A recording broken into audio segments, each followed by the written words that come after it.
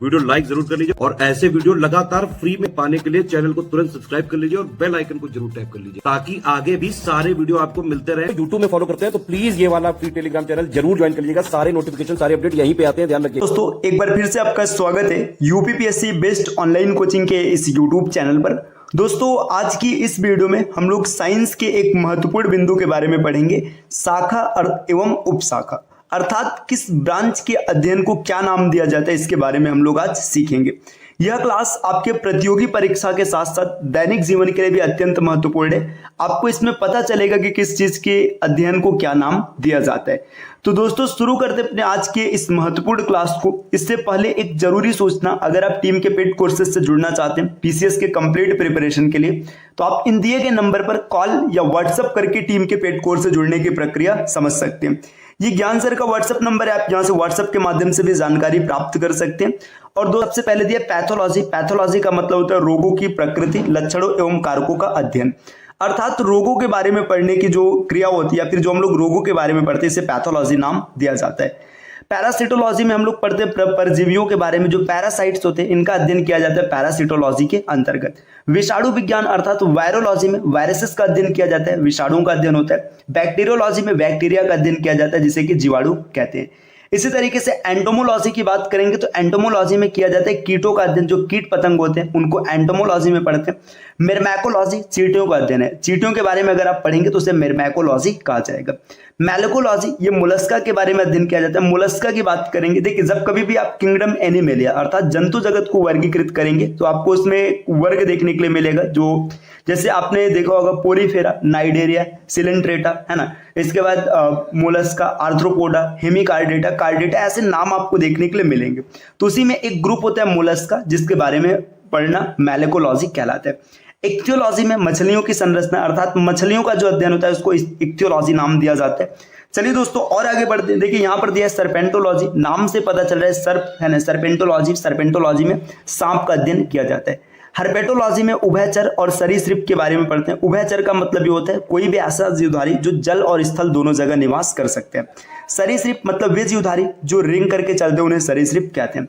Ornithology में पक्षियों का अध्ययन किया जाता है, जो ऑर्निथोलॉजी इसको पक्षियों का अध्ययन कहते हैं। डर्मेटोलॉजी त्वचा संबंधी अध्ययन डर्मेटोलॉजी कहलाता है। ट्रोफोलॉजी में पोषण एवं पोषण के विधियों का अध्ययन किया जाता है, उसको ट्रोफोलॉजी कहते हैं। टैटोलॉजी उपार्जित लक्षणों का अध्ययन। देखिए उपार्जित लक्षण की बात करेंगे तो वे सभी लक्षण जो आप जन्म के बाद प्राप्त करते हैं उसे उपार्जित लक्षण कहते हैं। जैसे एक एग्जांपल से समझते हैं, मान लीजिए एक व्यक्ति डॉक्टर है ना, इसने मेहनत किया है तो ये डॉक्टर है। अब इसका लड़का भी क्या डॉक्टर होगा? नहीं होगा। ये जब मेहनत करेगा उतनी तब डॉक्टर बनेगा, क्योंकि ये लक्षण इसने जन्म के बाद प्राप्त किए, है ना। जेनेटिक लक्षण ऐसे लक्षण होते हैं जो जन्म से आपके साथ होते हैं। इसी तरीके से जंतु विज्ञान, इसमें जंतुओं का अध्ययन किया जाता है, इसे जूलॉजी कहते हैं इंग्लिश में, है ना। वनस्पति विज्ञान को बॉटनी कहते हैं, इसमें वनस्पति शाक सब्जियों के बारे में पढ़ा जाता है। पैलियो बायोलॉजी या जीवाश्म की पैलियोंटोलॉजी में इसमें जीवाश्म का अध्ययन करते हैं। स्टडी ऑफ फॉसिल्स जो होता है उसको पैलियोंटोलॉजी या पैलियो बायोलॉजी कहा जाता है। पैलियो बॉटनी की बात करेंगे तो इसमें पादप जीवाश्म के बारे में पढ़ा जाता है कि पौधों के जीवाश्म का जो अध्ययन है उसको पैलियो बॉटनी कहेंगे। पारिस्थितिक विज्ञान इसको इकोलॉजी कहते हैं। पारिस्थितिक का मतलब होता है किसी भी जीवधारी का उसके आसपास के वातावरण के साथ कैसा संबंध है, इसको इकोलॉजी कहते हैं। जेनेटिक्स में आनुवंशिकी अर्थात आनुवंशिक लक्षणों और उनके विभिन्नताओं का अध्ययन किया जाता है। दोस्तों इसी तरीके से फिजियोलॉजी की बात करेंगे तो इसमें शरीर के विभिन्न भागों के कार्य और उनके क्रियाविधि का अध्ययन फिजियोलॉजी कहलाता है। पैडोलॉजी का मतलब होता है मृदा एवं मृदा संबंधी अध्ययन पैडोलॉजी कहलाता है। और भी आगे बढ़ेंगे, देखिए यहाँ पे दिया गया जेरेंटोलॉजी का मतलब होता है मनुष्य के वृद्धावस्था एवं काल प्रभावन के सामाजिक, संज्ञानात्मक, मनोवैज्ञानिक एवं जैविक पहलुओं का अध्ययन। मतलब जो जीर्णावस्था होता है, मनुष्य जब वृद्ध होने लगता है उसका अध्ययन जेरेंटोलॉजी कहलाता है। इथोलॉजी मानव सहित सभी जंतुओं के व्यवहारों का अध्ययन इथोलॉजी कहलाता है।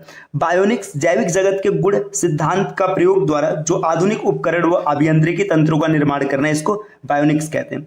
बायोनॉमिक्स इसमें वातावरण के साथ कैसा संबंध है जीवों का, इसका अध्ययन कहलाता है बायोनॉमिक्स।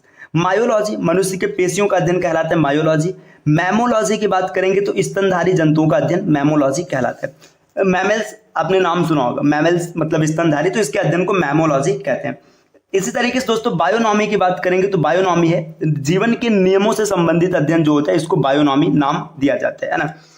अब यहाँ पे देखिए बायोमेट्री दिया है। तो बायोमेट्री में किसका अध्ययन करते हैं हम लोग? गणित एवं सांख्यिकी की तकनीकी द्वारा जो विज्ञान का अध्ययन जो होता है इसको बायोनॉमी कहते हैं, है ना।